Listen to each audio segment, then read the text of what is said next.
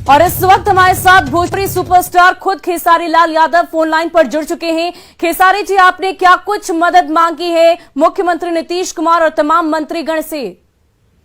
बशर्ते मैंने यही मदद मांगी है कि देखिए, पर्सनल चीजें पे अगर मुझे कोई कुछ बोलता है तो मुझे प्रभाव नहीं पड़ता है, क्योंकि मैं बहुत 24 घंटा काम करता हूँ।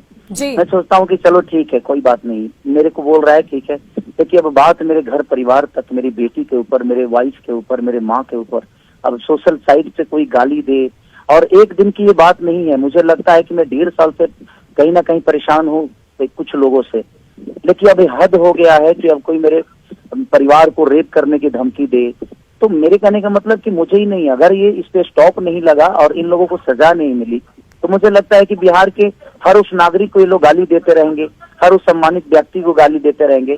और मुझे कानून पे भरोसा है, लेकिन अगर कानून कुछ नहीं करता है तो मुझे अपने ऑडियंस पे भरोसा है, मुझे अपने जनता पे भरोसा है, आप जैसे पत्रकारों पे भरोसा है, जो समाज के आईना है। तो मुझे पता है कि आप लोग मेरे साथ इंसाफ करेंगे और मेरे साथ इंसाफ होगा, क्योंकि देखिए ये आज की बात नहीं है।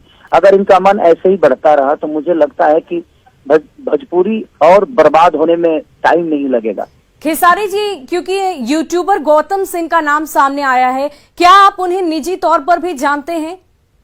जी नहीं, मैं उनको निजी तौर पे कभी ना कभी बात किया उनसे, और ना ही मेरा उनसे कोई लेना देना है, और ना ही कभी मैं उनसे मिला हूँ, और ना ही कभी उनसे मिलने की प्रयास की मैंने, क्योंकि मेरे पास काम इतना है कि मैं उसी में उलझा रहता हूँ।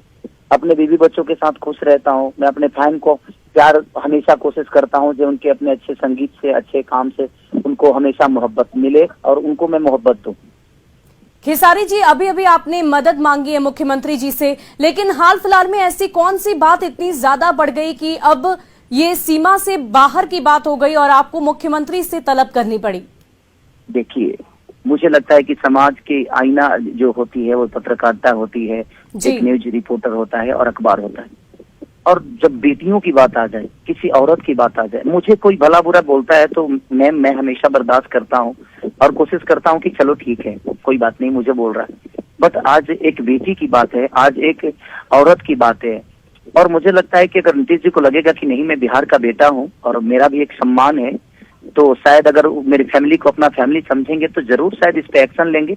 अगर 24 घंटे के अंदर कुछ एक्शन नहीं होता है तो फिर मुझे लगता है कि ये चीजें सारी मुझे अपने फैन पे सौंपनी पड़ेगी, और नहीं तो फिर मुझे दूसरा रास्ता यही अपनाना पड़ेगा कि मैं अब धरना पे बैठूंगा, क्योंकि अब इज्जत से बढ़कर कुछ तो है नहीं जी। मुझे यही लगता है कि मुझे विरोध करने के लिए अब रोड पे उतरना पड़ेगा, तभी ये चीज खत्म हो पाएगी। क्योंकि वो सिर्फ एक को नहीं, मुझे लगता है कि भोजपुरी का हर उस कलाकारों को ऐसे ही टारगेट करके उनकी माँ बहनों की गालियां, किसी लड़की को बेइज्जत कर देना, उनके घर तक पहुंच जाना, और सोशल साइड पे बताइए पूरी दुनिया अगर ये सुनती होगी तो भोजपुरी के बारे में उनका क्या ओपिनियन होता होगा कि भोजपुरी के लोग ऐसे ही होते हैं, इनकी ऐसी मानसिकता है। तो सिर्फ वो मुझे ही बुरा नहीं कर रहे हैं, पूरे भोजपुरी समाज को गंदा की तरफ लेके जा रहे हैं और गंदगी की तरफ। कितने वक्त से चल रहा है, क्योंकि आपने अभी अभी कहा कि लगातार ये बातें चल रही थी? मैं 1.5 साल से परेशान हूँ इन लोगों से, 1.5 साल से परेशान हूँ।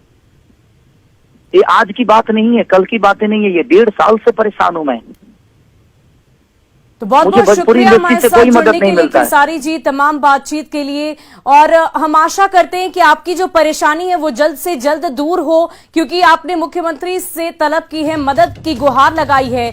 और ये बड़ी खबर आपको इस वक्त की बता रहे हैं, खेसारी लाल यादव ने मुख्यमंत्री नीतीश कुमार से मदद मांगी है। यूट्यूबर गौतम सिंह को लेकर उन्होंने अपनी बात रखी। इस वक्त उन्होंने साफ साफ कहा कि मैं पिछले 1.5 साल से इन बातों को लेकर आगे बढ़ रहा हूं, लेकिन अब बात जो है वो बहुत ज्यादा आगे बढ़ गई है, मेरे परिवारजनों तक बात पहुंच चुकी है। ऐसे में वो अब चुप नहीं बैठेंगे और अगले 24 घंटे तक अगर कोई कार्रवाई नहीं की जाती है तो खुद खेसारी लाल यादव ने अभी न्यूज़ 18 से बातचीत करते हुए कहा है कि वो धरना देंगे।